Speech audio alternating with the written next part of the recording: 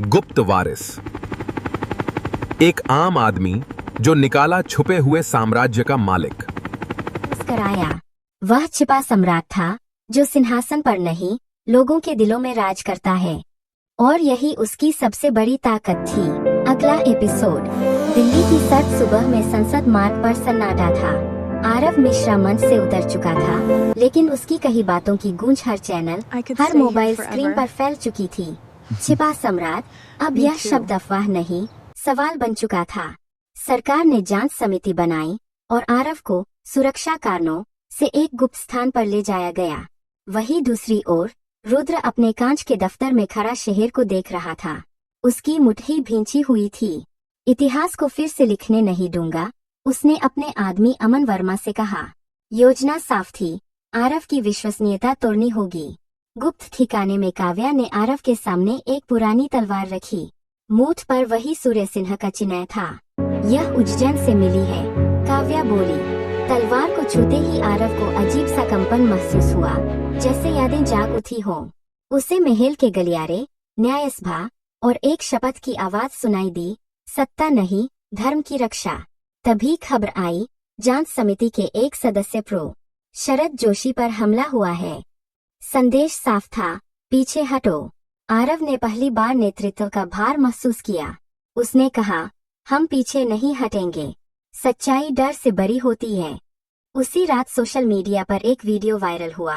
आरव को एक गुप्त बैठक में दिखाया गया। आवाज बदली हुई, संदर्भ काटा हुआ। देश बंटने लगा। कुछ ने उसे मसीहा कहा, कुछ ने साजिश करता। आरव समझ गया, यह लड़ाई तलवारों की नहीं, विश्वास की है। अंतिम दृश्य में आरव गंगा किनारे खड़ा है। भोर की रोशनी में अंगूठी फिर चमकती है। दूर से काव्या की आवाज आती है, उज्जैन में अगला सुराग है। आरव गहरी सांस लेता है। सम्राट होने का अर्थ उसे अब साफ दिखने लगा था, अंधेरे में रास्ता दिखाना। और कहानी एक नए मोड़ पर खड़ी हो जाती है। एपिसोड 3। उज्जैन की सुबह में महाकाल मंदिर की घंटियां गूंज रही थीं। आरव, काव्या और प्रो शरद जोशी के भरोसेमंद शिष्य निखिल त्रिवेदी मंदिर की सीढ़ियां चढ़ रहे थे। कहा जाता था कि यहीं से विक्रमादित्य का असली शासन शुरू हुआ था, और यही उसका सबसे बड़ा रहस्य दफन है। गर्भगृह के पीछे एक प्राचीन सुरंग का द्वार था, जो आम लोगों के लिए बंद था। निखिल ने पुरानी ताम्रपत्र दिखाया। द्वार खुला। भीतर दीवारों पर शिलालेख थे, न्याय, संतुलन और त्याग की कथाएं। आरव की अंगूठी जैसे ही पास आई, एक शिला खिसकी और एक कक्ष प्रकट हुआ। कक्ष के मध्य एक शिलालेख था, जो सत्ता की नहीं, सत्य की रक्षा करे, वही सम्राट। नीचे मुहरों का एक संदूक था, राज्य चिन्ह, आदेश पत्र और एक अधूरा फरमान।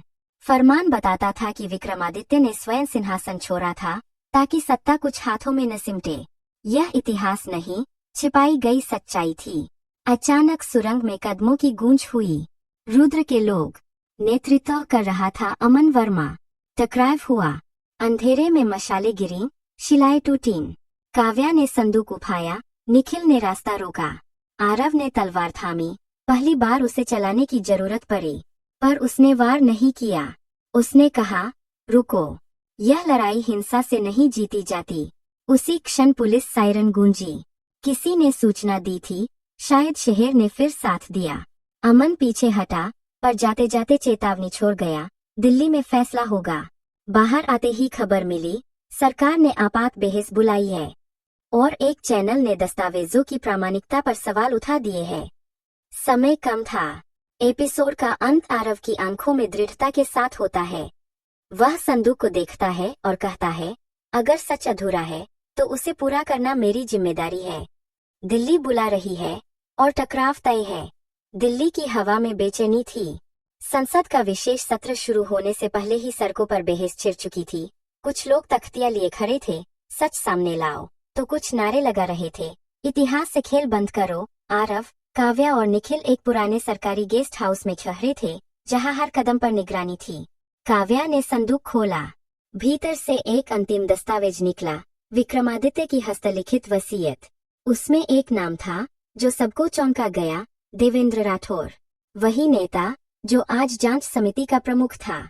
वसीयत में लिखा था कि देवेंद्र का परिवार उस समझौते का संरक्षक था, जिसने सच को सुरक्षित रखा या दबाया। उसी समय टीवी पर ब्रेकिंग न्यूज चली। जांच समिति ने आरव मिश्रा को संदिग्ध बताया, यह सीधा हमला था। निखिल भड़क उठा, पर आरव शांत रहा।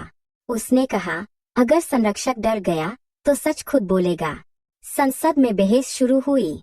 देवेंद्र ने दस्तावेजों को काल्पनिक कहा। तभी काव्या ने लाइव स्ट्रीम शुरू की। उज्जैन के शिलालेख, मुहरें और वसीयत कैमरे के सामने थीं। देश देख रहा था। देवेंद्र के चेहरे का रंग बदल गया। रुद्र ने आखिरी दाव चला। एक फर्जी गवाह पेश हुआ, पर तभी प्रो शरद जोशी व्हीलचेयर पर भीतर आए। हमले के बाद पहली बार उन्होंने तकनीकी विश्लेषण रखा। स्याही की उम्र, मुहरों की धातु, सब प्रमाणित। सदन सन्न रह गया। अंत में आरव को बोलने का अवसर मिला। उसने ताज की बात नहीं की। बोला, सम्राट होना पद नहीं, प्रतिज्ञा है। न्याय की। बाहर बारिश शुरू हो गई, जैसे शहर सांस रोककर सुन रहा हो। एपिसोड का अंत एक रहस्य के साथ होता है। रुद्र विदेश भाग चुका था, पर जाते जाते उसने एक संदेश छोड़ा, खेल अभी खत्म नहीं हुआ। और आरव समझ गया, यह सिर्फ शुरुआत है। एपिसोड 5। बारिश थम चुकी थी, लेकिन दिल्ली की सड़कों पर उथल पुथल बढ़ गई थी। संसद सत्र स्थगित हुआ, पर देश का मन स्थिर नहीं हुआ। चैनलों पर एक ही सवाल, क्या सच में कोई छिपा सम्राट है? आरव के लिए यह जीत नहीं थी, बल्कि एक और परीक्षा की शुरुआत। उसी रात गेस्ट हाउस की बिजली अचानक चली गई। अंधेरे में फोन की स्क्रीन जली। एक अनजान नंबर से संदेश आया, अगर विक्रमादित्य की प्रतिज्ञा जाननी है तो आज आधी रात, पुराना किला। काव्या ने चेतावनी दी। निखिल ने विरोध किया, पर आरव जानता था, सच अब पीछे नहीं हटेगा। पुराने किले के भीतर एक गुप्त कक्ष खुला। सामने खड़ा था देवेंद्र राठौर। उसकी आवाज भारी थी। हम संरक्षक थे, उसने कहा, पर समय के साथ डर हावी हो गया। उसने एक ताम्रपत्र सौंपा, प्रतिज्ञा पत्र, जिसमें लिखा था कि विक्रमादित्य ने सत्ता को जनता में बांटने की योजना बनाई थी, परिश्तों के माध्यम से। यह योजना कभी लागू नहीं हुई, क्योंकि उसे रोक दिया गया। अचानक गोलियों की आवाज गूंजी। रुद्र का नेटवर्क सक्रिय था। देवेंद्र घायल हो गया। आरव ने उसे संभाला। पुलिस पहुंची, पर रुद्र फिर फिसल गया, एक और परत छोड़ते हुए। अगली सुबह आरव ने घोषणा की, वह किसी पद की मांग नहीं करेगा। वह न्याय परिषद की स्थापना करेगा। इतिहास, कानून और नागरिकों की साझा आवाज। देश में बेहस छिड़ गई। डर और उम्मीद आमने सामने थे। एपिसोड का अंतिम दृश्य, गंगा किनारे आरव प्रतिज्ञा पत्र पढ़ रहा है।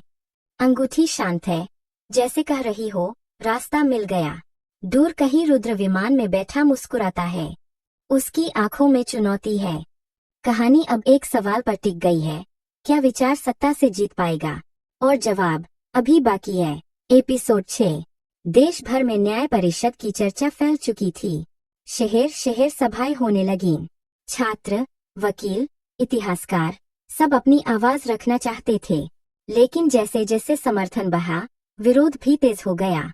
कुछ राज्यों में अफवाहें फैलाई गईं कि परिषद देश को अस्थिर कर देगी। इसी बीच काव्या को एक गुप्त रिपोर्ट मिली। रुद्र सिर्फ उद्योगपति नहीं था, वह एक अंतर्राष्ट्रीय गठजोड़ का हिस्सा था, जो पुराने अभिलेखों को नष्ट कर रहा था। अगला निशाना था नालंदा का गुप्त संग्रहालय, जहां विक्रमादित्य काल के अंतिम प्रमाण सुरक्षित थे। आरव ने देर नहीं की। टीम नालंदा पहुंची, लेकिन रात में आग लग चुकी थी। धुएं के बीच एक बुजुर्ग संरक्षक हरिदत्त शर्मा मिले। उन्होंने कांपते हाथों से एक धातु पट्टिका दी। यह अंतिम सत्य है, वे बोले, इसे लोगों तक पहुंचाना।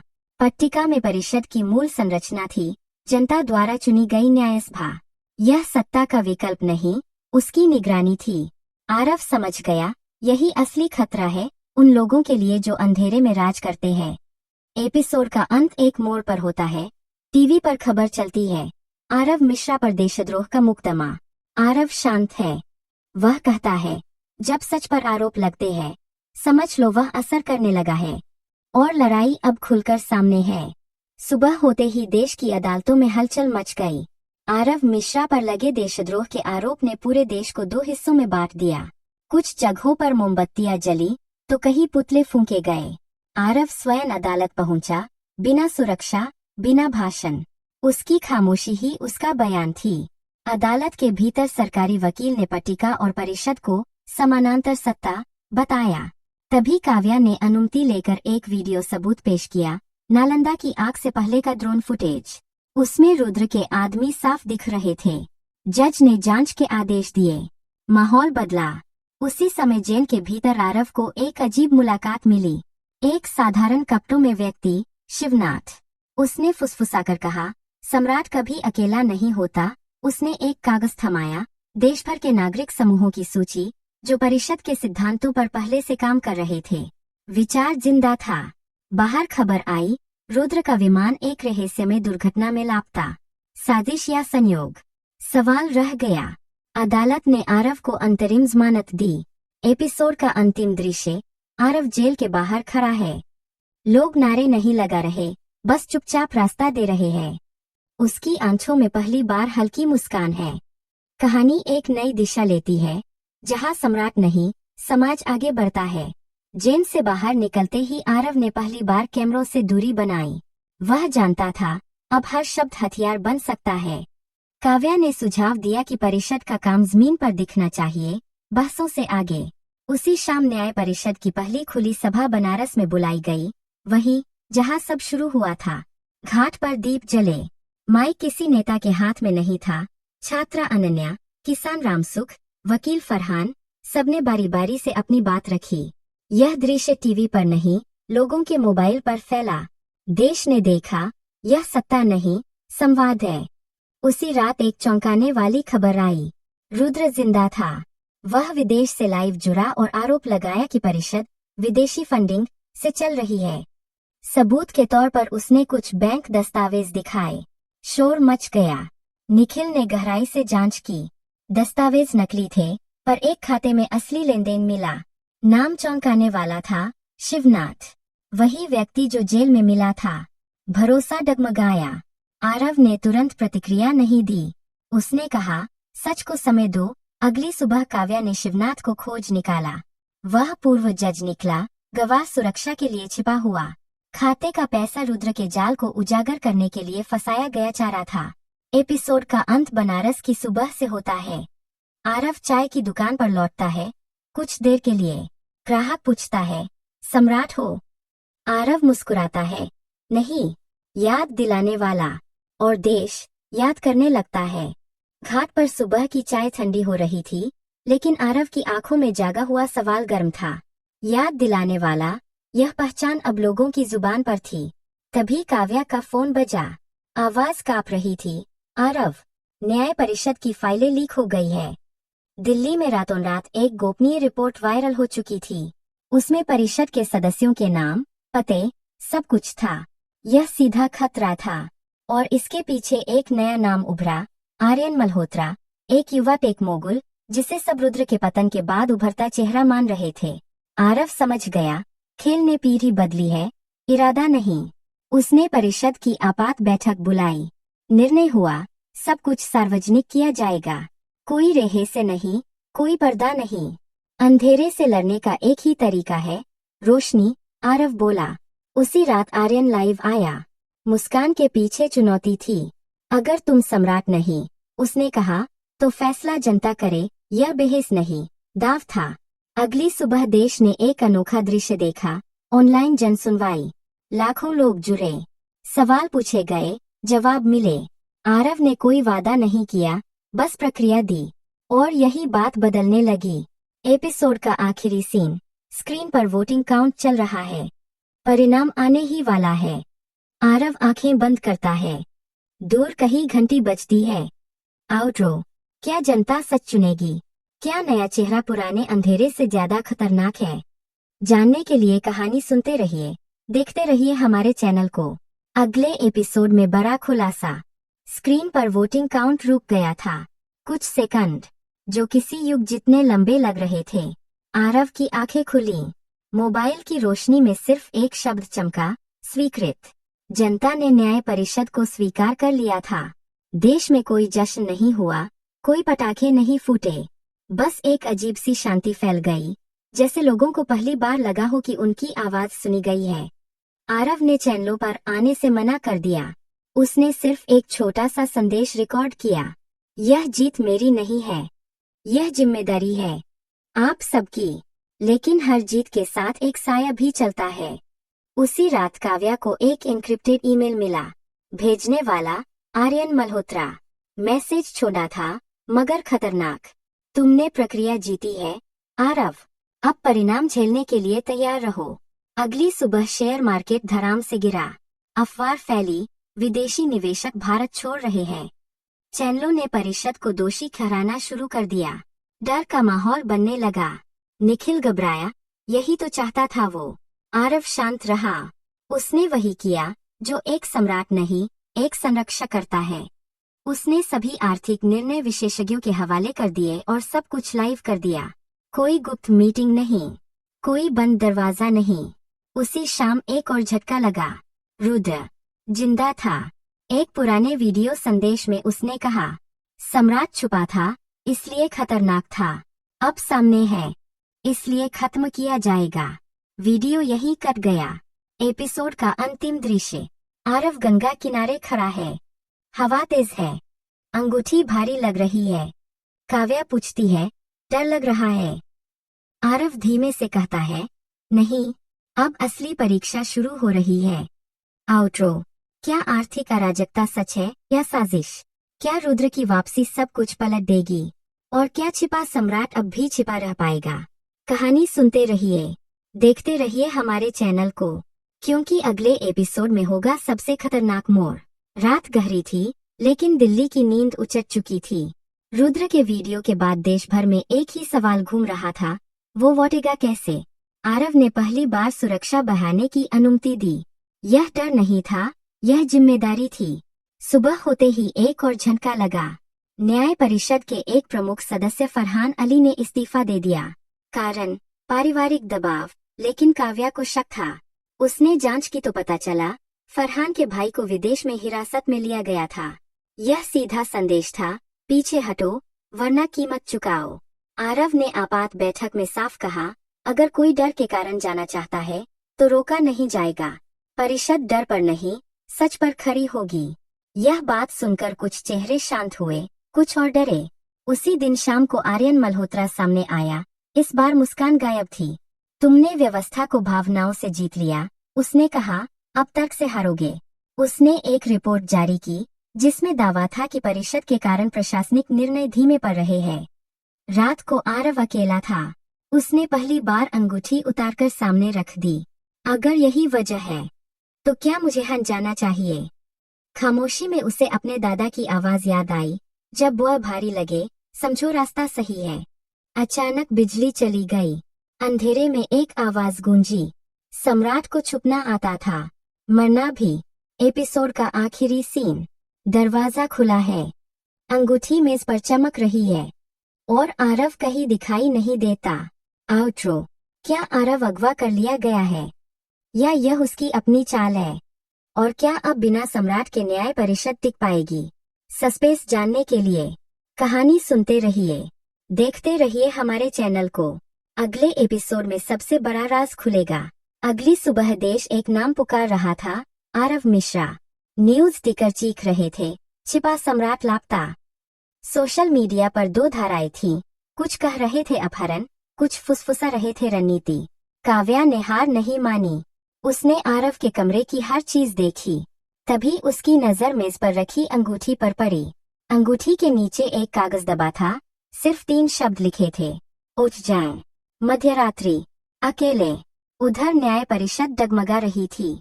कुछ सदस्य हटने लगे। आर्यन मल्होत्रा ने बयान दिया, देखिए, बिना चेहरे के आंदोलन नहीं चलते। यह वार सीधा था, आत्मविश्वास पर। मध्यरात्रि। उज्जैन। महाकाल मंदिर के पीछे वही पुरानी सुरंग। काव्या पहुंची और वही खड़ा था आरव, जिंदा, शांत, बदला हुआ। मैं गायब नहीं हुआ था, आरव बोला। मैं खुद को सुनने गया था। उसने बताया, रुद्र से एक सीधा संदेश मिला था। टकराव तय था, लेकिन जगह और समय वही चुनेगा। अगर मैं सामने रहूंगा तो परिषद निशाना बनेगी, आरव ने कहा। अगर मैं छाया बनूं तो विचार बचेगा। तभी अंधेरे से रुद्र की आवाज आई, तालियां बजती हुई। अब तुम समझे, सम्राट। वह हंसा। असली लड़ाई क्या होती है? दोनों आमने सामने थे, इतिहास और वर्तमान। विचार और ताकत। एपिसोड का अंतिम दृश्य। महाकाल की घंटी बजती है। आरव एक कदम आगे बढ़ता है और रुद्र कहता है, या तो तुम खत्म होगे या यह देश बदलेगा। आउट्रो। अब टकराव टल नहीं सकता। क्या छिपा सम्राट आखिरी बार सामने आएगा या इतिहास फिर से अंधेरे में धकेल दिया जाएगा? सस्पेंस और सच्चाई जानने के लिए कहानी सुनते रहिए, देखते रहिए हमारे चैनल को। अगला एपिसोड होगा अब तक का सबसे विस्फोटक। Episode 13, pocket novel style. Mahakal की घंटियों की आवाज अभी गूंजी ही थी कि अंधेरे में परछाइयां हिलने लगीं। रुद्र अकेला नहीं था, उसके पीछे काले कपड़ों में लोग, खामोश, तैयार। आरव ने पीछे मुड़कर नहीं देखा, उसकी नजर सीधी थी। तुम्हें लगता है लोग तुम्हारे साथ है? रुद्र हंसा। लोग स्थिरता चाहते हैं, सच नहीं। आरव ने पहली बार आवाज ऊंची की। गलत। लोग सम्मान चाहते हैं, और वही उन्हें सच तक ले जाता है। अचानक सुरंग के बाहर शोर उठा। कैमरों की लाइट, पुलिस की गाड़ियां। काव्या ने लाइव स्ट्रीम शुरू कर दी थी। रुद्र चौंका। तुमने मुझे बेच दिया। आरव शांत रहा। नहीं, मैंने तुम्हें वही दिया जो तुम सबसे ज्यादा डरते हो, रोशनी। रुद्र भागने लगा, लेकिन सुरंग का दूसरा सिरा बंद था। इतिहास ने रास्ता रोक लिया था। उसे हिरासत में लिया गया। जाते जाते वह फुसफुसाया, एक रुद्र जाएगा, 100 और आएंगे। अगली सुबह देश ने वह दृश्य देखा जो कभी किताबों में नहीं था। एक ताकतवर आदमी गिरफ्तार, बिना शोर के। आर्यन मल्होत्रा ने बयान दिया, मैं खुद को अलग करता हूँ, पर उसकी आंखों में अधूरा खेल साफ था। एपिसोड का आखिरी सीन। आरव फिर से बनारस की चाय की दुकान पर है। एक बच्चा पूछता है, आप ही सम्राट हो? आरव मुस्कुराता है, नहीं, अब जरूरत नहीं। आउट्रो। क्या रुद्र की गिरफ्तारी से खेल खत्म हो गया, या असली दुश्मन अभी पर्दे के पीछे है? और क्या न्याय परिषद अब बिना किसी चेहरे के टिक पाएगी? पूरी कहानी जानने के लिए कहानी सुनते रहिए, देखते रहिए हमारे चैनल को। अगले एपिसोड में होगा एक नया और चौंकाने वाला मोड़। Episode 15, pocket novel style. सुबह होते ही देश ने एक नया दृश्य देखा। न कोई नेता, न कोई भाषण, बस एक डिजिटल घोषणा। राष्ट्रीय जनसंवाद आज रात 9 बजे। यह न्याय परिषद की ओर से पहला खुला आमंत्रण था। बिना चयन, बिना फिल्टर। आर्यन मल्होत्रा चुप था, और उसकी चुप्पी खतरनाक लग रही थी। रात 9 बजे स्क्रीन जली। पहले आम लोग बोले, नौकरी, भ्रष्टाचार, डर, उम्मीद। फिर अचानक एक नया चेहरा उभरा, आर्यन। यह सब आदर्शवादी भ्रम है, उसने शांत स्वर में कहा। देश भावनाओं से नहीं, नियंत्रण से चलता है। भीड़ बंटी नहीं, सवाल उठे, नियंत्रण किसका? फैसला कौन करेगा? आरव कैमरे पर नहीं था, लेकिन उसकी आवाज आई, धीमी, स्थिर। जिसे सवालों से डर लगे, वही सत्ता के लायक नहीं। आर्यन की मुस्कान पहली बार टूटी। उसी पल काव्या को एक ब्रेकिंग अलर्ट मिला। आर्यन की कंपनियों के गुप्त अनुबंध, विदेशी डेटा सौदों के सबूत लीक हो चुके थे। यह हमला नहीं था, यह खुलासा था। आर्यन ने कॉल काट दी। स्क्रीन काली हो गई। अंतिम दृश्य। आरव बनारस की गलियों में चल रहा है। लोग रास्ता नहीं छोड़ते, साथ चलने लगते हैं। आउट्रो। क्या आर्यन का सच अब सामने आ गया है, या यह उसकी अगली चाल की शुरुआत है? और क्या बिना सम्राट के देश सच में आगे बढ़ पाएगा? पूरी कहानी और आगे का राज जानने के लिए कहानी सुनते रहिए, देखते रहिए हमारे चैनल को। अगले एपिसोड में होगा निर्णायक टकराव। Episode 16, pocket novel style. देश अब सवालों की आग में जल रहा था। आर्यन मल्होत्रा की चाल ने सबको हिलाकर रख दिया था। विदेशी डेटा, गुप्त अनुबंध और सत्ता पर छाया। लोग डर रहे थे, और मीडिया अफवाहों से गूंज रहा था। आरव जानता था, यह टकराव सिर्फ डिजिटल या कानूनी नहीं होगा, यह विश्वास और ताकत की लड़ाई थी। बनारस की गंगा किनारे आरव ने काव्या और निखिल से कहा, हमें जनता के बीच जाना होगा। अगर लोग समझेंगे, तो कोई रुद्र या आर्यन नहीं जीत पाएगा। रात का अंधेरा गहरा था। घाटों पर लोग जमा हुए।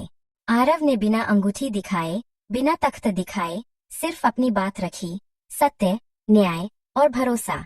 लोग सुन रहे थे, उनकी आंखों में उम्मीद चमक रही थी। उधर आर्यन ने दिल्ली में हाईटेक सेंटर खोला। स्क्रीन पर आरव की तस्वीर और संदेश, आप बिना नेतृत्व के कैसे निर्णय लेंगे? पर जनता ने जवाब दिया, मोबाइल से, लाइव प्लेटफॉर्म से। हमें छिपे तख्त नहीं चाहिए, हमें न्याय चाहिए। आरव मुस्कराया। उसने कहा, सम्राट कोई पद नहीं, जिम्मेदारी है, और अब यह जनता की है। एपिसोड का अंतिम दृश्य, गंगा की लहरें चमक रही है। आरव किनारे खड़ा है, पीछे शहर की रोशनी और सामने अंधेरा। एक कदम आगे बढ़ा, जैसे भविष्य की ओर। आउट्रो, क्या आर्यन की साजिश जनता के भरोसे को हिला पाएगी? क्या छिपा सम्राट अब पूरी तरह सामने आएगा या इतिहास में लौट जाएगा? अगली कड़ी में जानिए सबसे बड़ा खुलासा। कहानी सुनते रहिए, देखते रहिए हमारे चैनल को। Episode 17, pocket novel style. Delhi की रात सन्नाटे में डूबी थी, लेकिन एयरवेव्स पर एक ही खबर हर जगह थी, आर्यन मल्होत्रा सक्रिय। उसने लाइव आकर देश को चुनौती दी, अगर सम्राट नहीं तो मैं ही नया भविष्य तय करूंगा। आरव बनारस में गंगा किनारे खड़ा था। उसने निखिल और काव्या को कहा, अब सब कुछ खुला खेल है, कोई पर्दा नहीं, कोई छाया नहीं। रात 11 बजे आर्यन ने डिजिटल प्लेटफॉर्म पर जनता के नाम एक वोटिंग सिस्टम खोल दिया। अगर आप चाहते हैं कि प्रक्रिया चले, वोट करें। अगर आप चाहते हैं कि मैं शासन करूं, वोट करें। देश 2 भागों में बंट गया। सोशल मीडिया, टीवी, रेडियो, हर जगह बेहस। लेकिन आरव ने केवल एक काम किया, लोगों को समझाया कि सत्य और न्याय किसी भी चुनाव से बड़ा है। अचानक स्क्रीन पर लाइव संदेश आया, रुद्र वापस आ गया है। भीड़ हिल गई। आरव शांत रहा। उसने कहा, अगर डर से निर्णय लिया गया तो प्रक्रिया नहीं चलेगी, हमें विश्वास के साथ रहना होगा। अगली सुबह वोटिंग बंद हुई। परिणाम घोषित होने वाला था, लेकिन आरव ने जनता को विश्वास दिलाया, चुनाव से ज्यादा जरूरी है न्याय और सच्चाई। अंतिम दृश्य, आरव गंगा किनारे बैठा है, लहरों में खुद को देख रहा है। काव्या पूछती है, अब क्या होगा? आरव मुस्कराता है, अब इतिहास बोलेगा। आउट्रो, क्या आर्यन और रुद्र की वापसी न्याय परिषद को तोड़ पाएगी? क्या छिपा सम्राट अब पूरी तरह सामने आएगा? कहानी सुनते रहिए, देखते रहिए हमारे चैनल को। अगले एपिसोड में होगा निर्णय का क्षण। Episode 18, pocket novel style. देश की सुबह अब इतिहास की निगाहों से देख रही थी। वोटिंग परिणाम आने ही वाले थे। हर शहर, हर घर, हर मोबाइल स्क्रीन पर एक ही सवाल, क्या जनता ने निर्णय लिया या डर हावी हुआ? आरव बनारस की गलियों में घूम रहा था। उसने काव्या और निखिल से कहा, हम किसी पर भरोसा नहीं कर सकते, केवल प्रक्रिया पर भरोसा करेंगे। उधर दिल्ली में आर्यन मल्होत्रा और रुद्र की मुलाकात हुई। दोनों के बीच खामोशी थी, लेकिन आंखों में चुनौती। रुद्र ने कहा, तुमने खेल शुरू किया, अब इसे खत्म करो। आर्यन ने मुस्कराया, अगर मैं खत्म करूं, जनता क्या कहेगी? इसी बीच वोटिंग परिणाम घोषित हुआ। देश ने चुना, न्याय परिषद को पूर्ण समर्थन। स्क्रीन पर संदेश आया, जनता ने निर्णय लिया, सत्य और न्याय अब सबसे ऊपर। आरव ने बिना खुशी दिखाए कहा, यह जीत मेरी नहीं, यह जनता की है। अब असली जिम्मेदारी शुरू होती है। अंतिम दृश्य, आरव गंगा किनारे खड़ा है, पीछे शहर की हलचल, सामने अंधेरा। अंगूठी चमक रही है। काव्या पूछती है, अब सब खत्म? आरव मुस्कराता है, नहीं, अब असली काम शुरू होता है। आउट्रो, क्या आर्यन और रुद्र फिर से कोशिश करेंगे? क्या न्याय परिषद वास्तव में टिक पाएगी? कहानी सुनते रहिए, देखते रहिए हमारे चैनल को। अगले एपिसोड में शुरू होगी असली लड़ाई। Episode 19, pocket novel style. Delhi की गलियां अब सुनसान लग रही थीं, लेकिन सोशल मीडिया और न्यूज चैनलों पर तूफान मचा हुआ था। आर्यन और रुद्र दोनों अब खुले मोर्चे पर थे। उनके पास धन, टेक्नोलॉजी और मीडिया का प्रभाव था, पर आरव और न्याय परिषद के पास था जनता का भरोसा। बनारस में आरव गंगा किनारे खड़ा था। उसने निखिल और काव्या से कहा, अब हमें शहरों में जाना होगा, लोगों को दिखाना होगा कि डर पर नहीं, भरोसे पर विश्वास करना है। रात होते ही परिषद के सदस्यों ने लाइव कनेक्शन बनाया। हम किसी पद की नहीं, सत्य की रक्षा के लिए है, आरव ने कहा। स्क्रीन पर लोग जुड़ रहे थे। लोगों की टिप्पणियां, सवाल, सुझाव, सब सामने आ रहे थे। इसी बीच आर्यन ने अपना नया हमला किया, एक नकली रिपोर्ट जिसमें परिषद को भ्रष्ट दिखाया गया, पर जनता ने समझ लिया। उन्होंने लाइव सवाल पूछे, मीडिया ने अब केवल सच्चाई दिखाई। अंतिम दृश्य, आरव गंगा किनारे अकेला खड़ा है, पीछे शहर की रोशनी, सामने अंधेरा। काव्या पूछती है, क्या अब सब शांत होगा? आरव गंभीर होकर कहता है, शांति तब तक नहीं जब तक लोग सच और न्याय के लिए खड़े नहीं होते। आउट्रो, क्या आर्यन और रुद्र फिर से देश को हिला पाएंगे? क्या न्याय परिषद जनता की शक्ति को बचा पाएगी? कहानी सुनते रहिए, देखते रहिए हमारे चैनल को। अगले एपिसोड में होगी सबसे बड़ी चुनौती। Episode 19, pocket novel style. Delhi की गलियां अब सुनसान लग रही थीं, लेकिन सोशल मीडिया और न्यूज चैनलों पर तूफान मचा हुआ था। आर्यन और रुद्र दोनों अब खुले मोर्चे पर थे। उनके पास धन, टेक्नोलॉजी और मीडिया का प्रभाव था, पर आरव और न्याय परिषद के पास था जनता का भरोसा। बनारस में आरव गंगा किनारे खड़ा था। उसने निखिल और काव्या से कहा, अब हमें शहरों में जाना होगा, लोगों को दिखाना होगा कि डर पर नहीं, भरोसे पर विश्वास करना है। रात होते ही परिषद के सदस्यों ने लाइव कनेक्शन बनाया। हम किसी पद की नहीं, सत्य की रक्षा के लिए है, आरव ने कहा। स्क्रीन पर लोग जुड़ रहे थे। लोगों की टिप्पणियां, सवाल, सुझाव सब सामने आ रहे थे। इसी बीच आर्यन ने अपना नया हमला किया, एक नकली रिपोर्ट जिसमें परिषद को भ्रष्ट दिखाया गया, पर जनता ने समझ लिया। उन्होंने लाइव सवाल पूछे, मीडिया ने अब केवल सच्चाई दिखाई। अंतिम दृश्य, आरव गंगा किनारे अकेला खड़ा है, पीछे शहर की रोशनी, सामने अंधेरा। काव्या पूछती है, क्या अब सब शांत होगा? आरव गंभीर होकर कहता है, शांति तब तक नहीं जब तक लोग सच और न्याय के लिए खड़े नहीं होते। आउट्रो, क्या आर्यन और रुद्र फिर से देश को हिला पाएंगे? क्या न्याय परिषद जनता की शक्ति को बचा पाएगी? कहानी सुनते रहिए, देखते रहिए हमारे चैनल को। अगले एपिसोड में होगी सबसे बड़ी चुनौती। Episode 20, pocket novel style. देश में पहली बार ऐसा दृश्य था, जनता ने खुद न्याय की रक्षा के लिए कदम बढ़ाया था, लेकिन खतरा अभी भी मंडरा रहा था। आर्यन मल्होत्रा और रुद्र दोनों पीछे नहीं हट रहे थे। उनका अगला हमला डिजिटल था। संपूर्ण देश की इंटरनेट लाइनें धीमी हो गईं, बैंकिंग सिस्टम ब्लॉक हो गया और मीडिया ने अफवाहें फैलाना शुरू कर दिया।